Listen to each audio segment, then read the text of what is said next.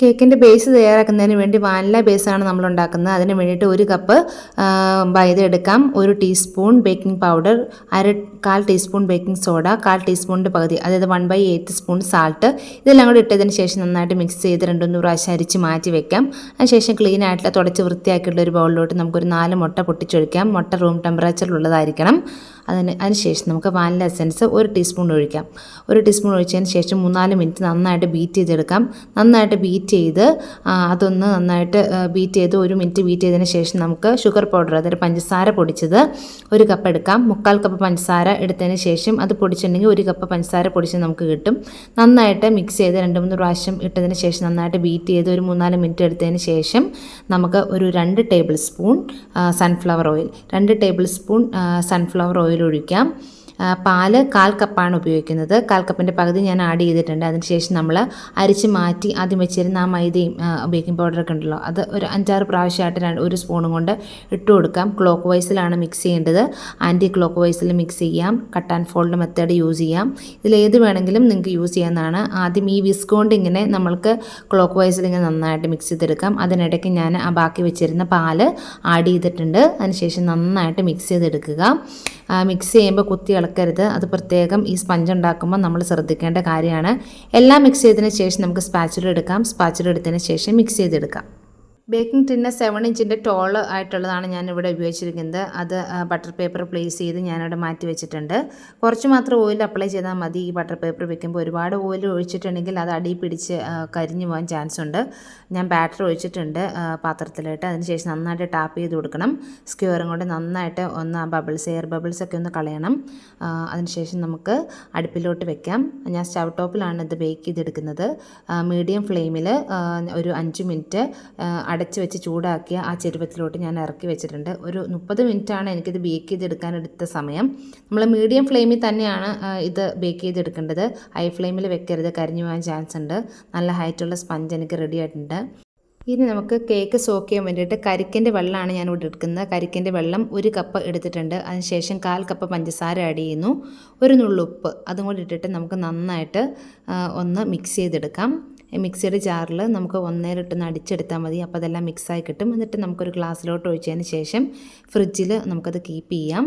ഈ സമയം കൊണ്ട് നമുക്ക് ബാക്കിയുള്ള കരിക്കെല്ലാം അതിൽ നിന്ന് ഇങ്ങനെ കൊത്തിയെടുത്തതിന് ശേഷം അതൊന്ന് വൃത്തിയാക്കി എടുക്കണം. അതിൻ്റെ ബാക്കിലെല്ലാം ഇങ്ങനെ ഈ ഒരു സംഭവമൊക്കെ കാണും. അതെല്ലാം നമ്മളൊന്ന് ക്ലീൻ ചെയ്തതിന് ശേഷം വാഷ് ചെയ്ത് എടുത്തിട്ടുള്ളതാണ്. അതൊരു 300 ഗ്രാം ഉണ്ടായിരുന്നു. അതായത് 2 കരിക്കെന്ന് പറയുമ്പോൾ ഒരുപാട് കരിക്കായിട്ടുള്ളതല്ല ഞാൻ എടുക്കുന്നത്. കുറച്ച് മൂത്ത ഒരു തേങ്ങ പോലത്തെ ഒരു കരിക്കാണ് എടുക്കുന്നത്. നിങ്ങൾക്ക് കണ്ടാൽ മനസ്സിലാകും. ഇതാണ് നമ്മൾ എടുക്കേണ്ടത്. അതിനുശേഷം ആ 300 ഗ്രാം ഞാൻ ഇതിലോട്ട് ഇട്ടതിന് ശേഷം കണ്ടൻസ്ഡ് മിൽക്ക് ഒരു 4-5 ടേബിൾ സ്പൂൺ ഒഴിച്ചതിന് ശേഷം മിക്സ് ചെയ്ത് അരച്ചെടുത്തതാണിത്. ഇത് നമുക്ക് ഫ്രിഡ്ജിലോട്ട് കീപ്പ് ചെയ്യാം. ഇത് വിപ്പിംഗ് ക്രീമാണ്. ഇതൊരു 1.5 കപ്പ് വിപ്പിംഗ് ക്രീമാണ്. അതിൻ്റെ പകുതി ഞാൻ എടുത്തിട്ടുണ്ട്. പകുതി എടുത്തതിന് ശേഷം ഞാൻ അരച്ച് വെച്ചിരുന്ന ആ ടെൻഡർ കോക്കനട്ട് ഉണ്ടല്ലോ, തേങ്ങ, ആ കരിക്കിൻ്റെ ഒരു പകുതിയോളം ഞാൻ ഈ ക്രീമിലോട്ട് ആഡ് ചെയ്യുന്നുണ്ട്. അതിനുശേഷം നമുക്ക് നന്നായിട്ട് മിക്സ് ചെയ്തെടുക്കാം. ബീറ്റ് ചെയ്തെടുക്കുന്നതായിരിക്കും നല്ലത്. നന്നായിട്ട് ബീറ്റ് ചെയ്തെടുക്കാം. അതിനുശേഷം നമുക്ക് കുറച്ച് നേരം ഇത് ഫ്രിഡ്ജിൽ കീപ്പ് ചെയ്യണം. ഫ്രിഡ്ജിൽ കീപ്പ് ചെയ്തതിന് ശേഷമാണ് നമ്മൾ കേക്കിലോട്ട് അപ്ലൈ ചെയ്യുന്നത്. ആദ്യത്തെ ഒരു 3 ലെയറായിട്ട് ഞാൻ സ്പഞ്ച് കട്ട് ചെയ്തെടുത്തിരുന്നു. കേക്കിൻ്റെ ബേസ് ഞാൻ മുകളിലത്തെ ഭാഗം ഏറ്റവും അടിയിൽ വെച്ചിട്ടുണ്ട്. അതിനുശേഷം നമ്മൾ ഫ്രിഡ്ജിൽ കീപ്പ് ചെയ്യാൻ വെച്ചിരുന്ന ആ ടെൻഡർ കോക്കനട്ടിൻ്റെ വാട്ടർ ഉണ്ടല്ലോ, പഞ്ചസാരയും ഉപ്പെല്ലാം മിക്സ് ചെയ്ത്, അത് ഞാൻ ഇതിൽ സ്പ്രെഡ് ചെയ്ത് കൊടുക്കുന്നുണ്ട്. നമ്മൾ മിക്സ് ചെയ്ത് വെച്ചിരുന്ന വിപ്പിംഗ് ക്രീമും ടെൻഡർ കോക്കനട്ടിൻ്റെ മിക്സും അതെല്ലാം ഫസ്റ്റ് ലെയറായിട്ട് കൊടുക്കുന്നു. അതിനുശേഷം അതിൻ്റെ നടുക്ക് നമ്മൾ ബാക്കി വെച്ചിരുന്ന ആ ടെൻഡർ കോക്കനട്ട് അരച്ച് വെച്ചിരുന്ന ആ മിക്സ് നമ്മൾ ഈ ലെയറിൽ നമ്മൾ സ്പ്രെഡ് ചെയ്ത് കൊടുക്കുന്നുണ്ട്. ഇത് 1 സ്പൂൺ മതിയാകും, അല്ലെങ്കിൽ ഒരു 1.5 സ്പൂൺ, അതിൽ കൂടുതൽ വേണ്ട. അല്ലെങ്കിൽ നമ്മൾ ഇത് ഒരുപാട് അങ്ങോട്ട് കുഴഞ്ഞു പോകാൻ ചാൻസ് ഉണ്ട്. ജസ്റ്റ് ഒന്ന് സ്പ്രെഡ് ചെയ്ത് കൊടുത്താൽ മതി. അതുപോലെ തന്നെ നമ്മൾ സോക്ക് ചെയ്യുമ്പോൾ ശ്രദ്ധിക്കേണ്ട കാര്യം എന്ന് വെച്ചിട്ടുണ്ടെങ്കിൽ ഒരുപാട് അങ്ങോട്ട് വെള്ളം ഒഴിച്ച് സോക്ക് ചെയ്യരുത്. കുറച്ച് മാത്രം സോക്ക് ചെയ്താൽ മതി. ടെൻഡർ കോക്കനട്ട് കുറച്ച് കട്ട് ചെയ്ത് വെച്ചിരുന്നു, കരിക്കിൻ്റെ പീസസ്, അത് ഞാൻ ഇത് ഇടുന്നുണ്ട്. രണ്ടാമത്തെ ലെയറും അതുപോലെ തന്നെ നമുക്ക് കരിക്കിൻ്റെ വാട്ടർ കൊണ്ട് വെറ്റ് ചെയ്യാം. ഒരുപാട് വെള്ളം ഒഴിക്കണ്ട. പ്രത്യേകിച്ച് നമ്മൾ സെയിൽ ചെയ്യാനുള്ള കേക്കുകളിലെല്ലാം കുറച്ച് മാത്രം സോക്ക് ചെയ്താൽ മതി. നമ്മളെടുക്കുന്ന ആ ഷുഗർ വാട്ടർ മൊത്തം നമ്മളെടുത്ത് അതിൽ ഒഴിക്കരുത്. എന്നിട്ടുണ്ടെങ്കിൽ അത് പൊടിഞ്ഞു പോകാനും കുഴഞ്ഞു പോകാനും ചാൻസ് ഉണ്ട്. രണ്ടാമത്തെ ലെയറും അതുപോലെ തന്നെ ഞാൻ സ്പ്രെഡ് ചെയ്ത് കൊടുക്കുന്ന കരിക്കിൻ്റെ മിക്സ്, പിന്നെ ടെൻഡർ കോക്കനട്ടിൻ്റെ ക്രഷസ് അതും ഞാൻ ആഡ് ചെയ്യുന്നുണ്ട്. അതിനുശേഷം നമുക്ക് മൂന്നാമത്തെ ലെയർ വെക്കാം. മൂന്നാമത്തെ ലെയറും ഇതുപോലെ തന്നെ ചെയ്യുന്നുണ്ട്. അതിൻ്റെ മുകളിൽ കുറച്ച് ടെൻഡർ കോക്കനട്ട് ഞാൻ അപ്ലൈ ചെയ്ത് കൊടുക്കുന്നുണ്ട്. കുറച്ച് ബാക്കി ഉണ്ടായിരുന്നു. ടെൻഡർ കോക്കനട്ട് കേക്ക്, അത് കരിക്കിൻ്റെ കേക്ക് ഉണ്ടാക്കുമ്പോൾ നമ്മളെപ്പോഴും കുറച്ച് മൂത്ത കരിക്ക് എടുക്കണം. അതുപോലെ തന്നെ 2 എണ്ണമാണ് ഞാൻ എടുക്കുന്നത്. 2 കരിക്കും കൊണ്ടാണ് ഞാനൊരു കരിക്കിൻ്റെ കേക്ക് ഉണ്ടാക്കുന്നത്. കരിക്കിൻ്റെ കേക്കിൻ്റെ പ്രത്യേകത എന്താണെന്ന് വെച്ചിട്ടുണ്ടെങ്കിൽ ഇത് കഴിച്ചിട്ടുണ്ടെങ്കിൽ മടുക്കില്ല. അതുപോലെ തന്നെ കസ്റ്റമർ ഒരു പ്രാവശ്യം വാങ്ങിച്ചാൽ വീണ്ടും വീണ്ടും ഒരുപാട് ഓർഡർ കിട്ടിയിട്ടുള്ളൊരു കേക്കാണിത്.